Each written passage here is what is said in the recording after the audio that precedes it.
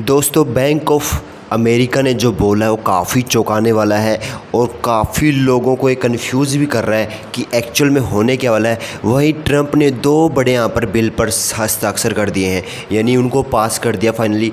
तो ये क्या बिल है और इनका इम्पैक्ट आपके पोर्टफोलियो पर क्या पड़ेगा, इसकी बात करते हैं। लेकिन हमेशा की तरह हम जानेंगे कि मार्केट में कितने लिक्विडेशन हुए, ताकि हमें पता चले आखिरकार मार्केट किस तरफ यहाँ पर मूव किया है।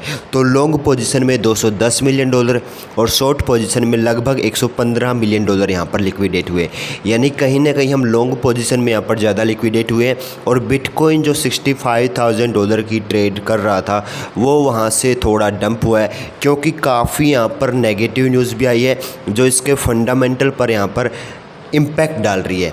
बाकी अगर अभी तक आपने इस वीडियो को लाइक नहीं किया तो यार एक छोटा सा लाइक, और चैनल पर नहीं तो सब्सक्राइब कर दो, क्योंकि रोज़ फटाफट फ्रेश न्यूज़ आपको क्रिप्टो स्ट्रीम चैनल पर देखने को मिल जाएगी। अब बात कर लेते हैं कुछ ब्रेकिंग न्यूज़ की। तो यहाँ पर माइकल सेलर ने लगभग 520 बिटकॉइन यहाँ पर ख़रीदे हैं। मैंने कल आपको बताया था कि हर संडे को यहाँ पर बाइंग करते हैं, तो 520 बिटकॉइन हालांकि कोई बड़ा नंबर नहीं है, लेकिन जो 32 बिटकॉइन बेचे थे उसके ऊपर यहाँ पर माइकल सेलर बार बार एक ही चीज़ कह रहे हैं कि हम नेट बाइंग ही कर रहे हैं। भले ही हमने यहाँ पर 32 बिटकॉइन बेचे हो, लेकिन जब हमारी नेट बाइंग को देखोगे ना तो वहाँ पर हमेशा हम यहाँ पर ख़रीदते ही रहते हैं।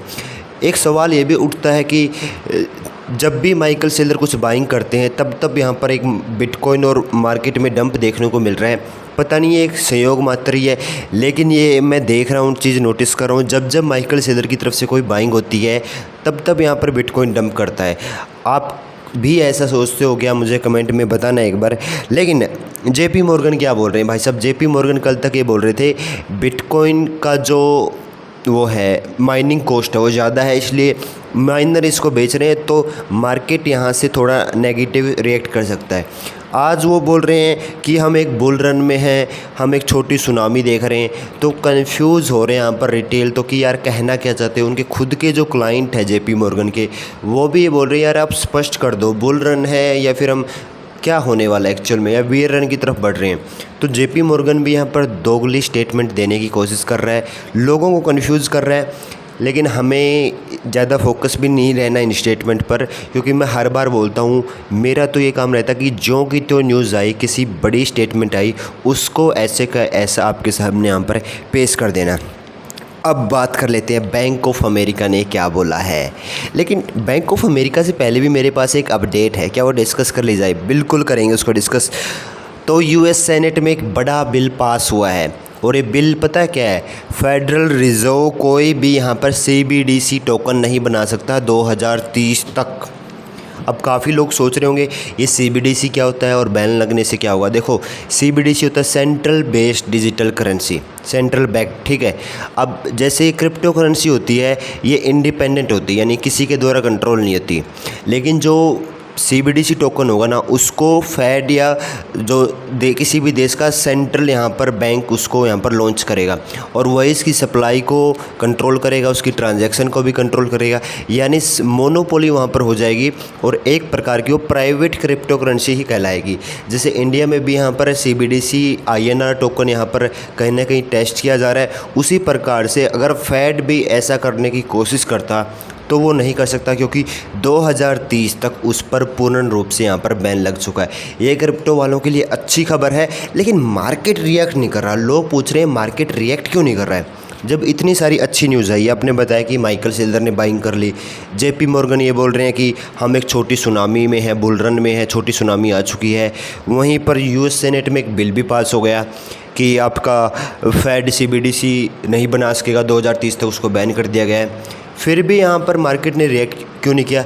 रिएक्ट इसलिए नहीं किया क्योंकि बैंक ऑफ अमेरिका ये बोल रहा है कि फेडरल रिजर्व जो ब्याज दरें हैं उनको 3 गुना तक बढ़ा सकता है। अब ये बहुत चौंकाने वाला है, क्योंकि आप देखोगे जब फेड ने यहाँ पर रेट हाइक किया है तब मार्केट ने बुरा रिएक्ट किया है। अब 2022 का उठा के देख लो, 23 का उठा के देख लो। 23 में तो थोड़ा हम बुल केस की तरफ आ गए थे, लेकिन 22 में बहुत बुरा हाल हुआ था। क्यों हुआ था? क्योंकि फेड ने महंगाई को देखते हुए तब रसिया और यहाँ यूक्रेन का युद्ध छिड़ गया था, उसकी वजह से महंगाई चरम सीमा पर थी, उसकी वजह से फेड ने रेट हाइक किए थे। अब जो नए केविन वास आए हैं फेड के गवर्नर, उनसे लोग उम्मीद उम्मीद यहाँ पर एक तरीके से लगाए बैठे थे कि ये जो है क्रिप्टो के पक्ष में रहेंगे, मार्केट के पक्ष में रहेंगे और रेट कट करेंगे ताकि लोन लेने सस्ते हों, कम ब्याज दरों पर लोन मिल जाए और मार्केट में पॉजिटिव या बुलिश सिग्नल मिले। लेकिन केविन वॉस जो ट्रंप के भी चहेते कही जाते हैं और उन्होंने बिटकॉइन को तो डिजिटल गोल्ड भी कहा है नई जनरेशन का, लेकिन फिर भी केविन वॉस की जो पहली फेड की मीटिंग हुई उसमें वो काफ़ी सख्त रुख अपनाते हुए दिखाई दिए। और मैंने आपको पहले भी बताया कि सितंबर या फिर अक्टूबर महीने में पूरे चांस हैं कि आपको एक रेट हाइक देखने को मिले। तो जो लोग ये लगाए बैठे आज की सितंबर और अक्टूबर में हम एक बुल केस में होंगे, क्या पता हम ऑल टाइम लो हो, ऑल टाइम लो नहीं, मेरा कहने का मतलब कि बॉटम हमारा अक्टूबर महीने में जाके बने, क्योंकि बहुत सारे एक्सपर्ट और विशेषज्ञ इसी बात की तरफ यहाँ पर इशारा कर रहे हैं। रेट हाइक जब जब हुआ है तब आप देखोगे बॉटम सितंबर और अक्टूबर महीने में बना है, क्योंकि वो साल का आखिरी होता है। वैसे तो रोटेशन अलग अलग तरीके से होता है, अलग अलग, जैसे अपने यहाँ मार्च अप्रैल यहाँ पर फाइनेंशियल ईयर लास्ट होता है, वैसे ही यूएस में जो लास्ट के महीने होते हैं उनका लास्ट फाइनेंशियल ईयर होता है। तो इस पर ध्यान ज़रूर देना। रेट हाइक होता है तो बॉटम इतनी जल्दी तो नहीं बन सकता, मैं पहले भी कई बार कह चुका हूँ। अब बात कर लेते हैं ट्रंप ने कौन से 2 बिलों को यहाँ पर साइन किया, क्योंकि वो भी काफ़ी इंपॉर्टेंट है। 2 बिल बड़े खास हैं, क्लैरिटी एक्ट नहीं है लेकिन क्लैरिटी एक्ट भी साइन हो जाएगा। मैंने आपको बताया है चांस है जुलाई में हो गया तो हो गया, वरना फिर आप मत मानना कि 2027 से पहले बिल पास हो जाएगा, फिर खतरे की घंटी यहाँ पर क्रिप्टो मार्केट के लिए बजेगी। बस तो अभी भी रही है, सिग्नल दे रहे हैं लोग, बॉटम अभी नहीं बना। काफ़ी लोग बोल रहे हैं, मैं नहीं बोल रहा, बड़े बड़े एक्सपर्ट इस पर अपनी राय दे रहे हैं क्योंकि रेट हाइक होने वाला है। अब ट्रंप ने कौन से 2 बिल साइन किए उसकी बात कर लेते हैं। पहला जो बिल उन्होंने साइन किया है वो है क्वांटम कंप्यूटर की डेवलपमेंट करना। दूसरा है कि फेड ना ऐसी टेक्नोलॉजी डेवलप करे पोस्ट क्वांटम क्रिप्टोग्राफी। ये दोनों बिल जो है इम्पोर्टेंट है। देखो पहला वाला बिल तो क्या करेगा, क्वांटम कंप्यूटर में अगर डेवलपमेंट अच्छी हुई ना तो जो क्रिप्टो करेंसी में कुछ छोटी मोटी खामियां होगी ना तो उनको दूर किया जा सकेगा। और दूसरी तरफ पोस्ट क्वांटम क्रिप्टोग्राफी आ गई ना, यानी क्वांटम कंप्यूटर से क्रिप्टो करेंसियों पर अटैक को बचाया भी जा सकता है। उस टाइप की लेयरिंग की कोई गलत बंदा इसका इस्तेमाल करके क्रिप्टो करेंसी पर अटैक न कर दे। जैसे आपने पीछे से देखा होगा जेड कैश पर ऐसा हुआ था। उन्हीं चीज़ों को यहाँ पर रोकने के लिए ऐसे कदम यहाँ पर उठाए जा रहे हैं। बाकी अभी क्या हो सकता है, क्योंकि जब आप क्रूड ऑयल के प्राइस देखोगे, क्रूड ऑयल के प्राइस काफ़ी गिर चुके हैं। जो हम यहाँ पर 100, 110, 120 डॉलर पर बैरल की तरफ से आज हम 70-72 डॉलर पर बैरल की तरफ खड़े हुए। ये सीधी सी साफ इशारा दे रहा है कि स्ट्रेट ऑफ हॉर्मुज़ आपका ओपन हो चुका है और इसी की वजह से मार्केट यहाँ पर कच्चे तेल का मार्केट यहाँ पर गिरा है। तो क्या ऐसा ही होगा? देखो अभी चल रहा है यहाँ पर जून के लास्ट में आ चुके हैं, जुलाई अगस्त, यहाँ पर 2 महीने तो यूएस और ईरान की डील को बनने में लगेंगे।